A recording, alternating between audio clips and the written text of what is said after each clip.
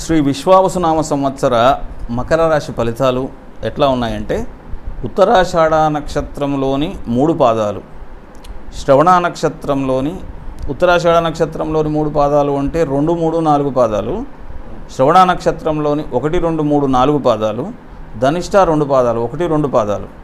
ఇవి ఈ 9 పాదాలు కూడా మకర రాశి కిందకి వస్తాయి అన్నమాట. అయితే ఈ మకర రాశి ఫలితాలు ఎట్లా ఉంటాయి అంటే, ఆదాయం 8, వ్యయం 14 ఉంది.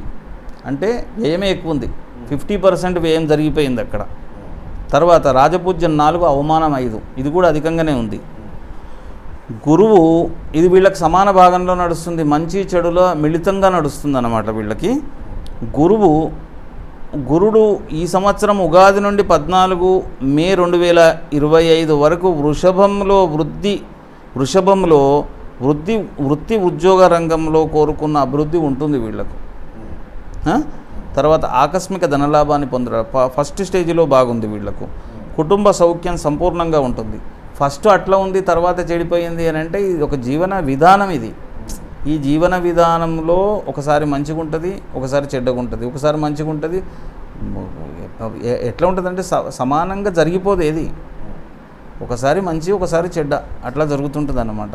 సంపూర్ణంగా లభిస్తుంది, గౌరవ మర్యాదలు పెరుగుతాయి, పిల్లలకు సంతోషం కలిగించే కార్యక్రమాలు చేసే అవకాశాలు ఎక్కువ ఉన్నాయి. శుభకార్య ప్రయత్నాలు సులభంగా నెరవేరుతాయి ఈసారి వాళ్ళకి.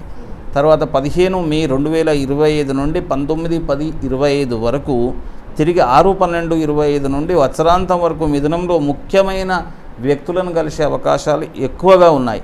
ఆకస్మిక భయాందోళనలకు దూరంగా ఉండడం చాలా మంచిది. రుణ ప్రయత్నాలు ఆలస్యంగా ఫలించడమే మంచిది, లేకుండా రుణ ప్రయత్నాలు ఫెయిల్ అవ్వడమే మంచిది వీళ్ళకి. రుణ ప్రయత్నాలు చేయకూడదు, రుణాలు తీసుకోకూడదు. కుటుంబంలో మనశ్శాంతి లోపిస్తుంది, దానివల్ల రుణాలు చేయడం వల్ల కుటుంబంలో మనశ్శాంతి లోపిస్తుంది. బంధుమిత్రాదులతో వైరమును ఏర్పడకుండా చూసుకోవడం చాలా అవసరము. రహస్య శత్రుబాధలు ఉండే అవకాశం ఉన్నది. రహస్య శత్రుబాధలు అంటే ఎవరు? ఇప్పుడు మనం వేరే రాశికి చెప్పుకున్నట్టుగా మీ ముందట ఒక రకంగా మాట్లాడి మీరు మంచోళ్ళని మిమ్మల్ని పొగిడి, తర్వాత మీ చాటుకు మిమ్మల్ని దూషించే వాళ్ళను రహస్య శత్రువులు అంటారు. అనుకుందాం, అట్లనే అనుకుందాం మనం. ఆ రహస్య శత్రు బాధలు ఉంటాయి అన్నమాట. డైరెక్ట్ వచ్చి మాట్లాడరు వాళ్ళంతా, నీ వెనకాల మాట్లాడేవాళ్ళు వాళ్ళంతా. వీళ్ళంతా ఎవరు అంటే ప్రియమైన శత్రువులు అంటారు వీళ్ళను. ఆ ప్రియమైన శత్రువుల వల్ల ఇబ్బందులు జరుగుతుంటాయి. తర్వాత 20/10 అట్లాంటి వాళ్ళతోని జాగ్రత్తగా ఉండడం మంచిది.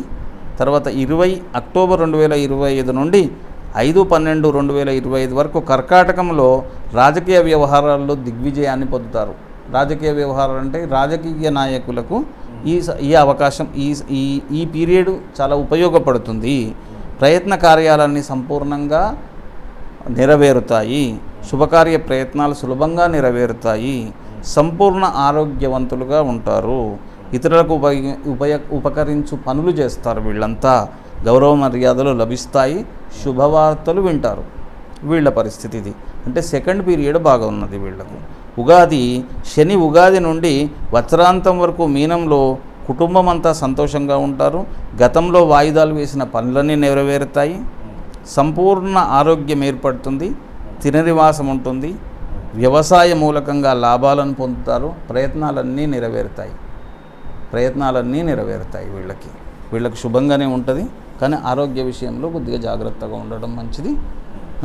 వీళ్ళు మృత్యుంజయ జపం చేసుకోవాలి, మృత్యుంజయ హోమం చేసుకోవాలి. వీళ్ళు 60 సంవత్సరాలు దాటిన మకర రాశి వాళ్ళు ఎవరన్నా ఉంటే వీళ్ళు మృత్యుంజయ హోమము, మృత్యుంజయ జపాలు చేసుకోవడం చాలా ఉత్తమమైన పద్ధతి. అది చేసుకొని కూష్మాండ దానం చేసుకోవాలి. అది వాళ్ళకి ఏదో అవుతుందని కాదు నేను చెప్పేది, వాళ్ళకి ఏం కాదు.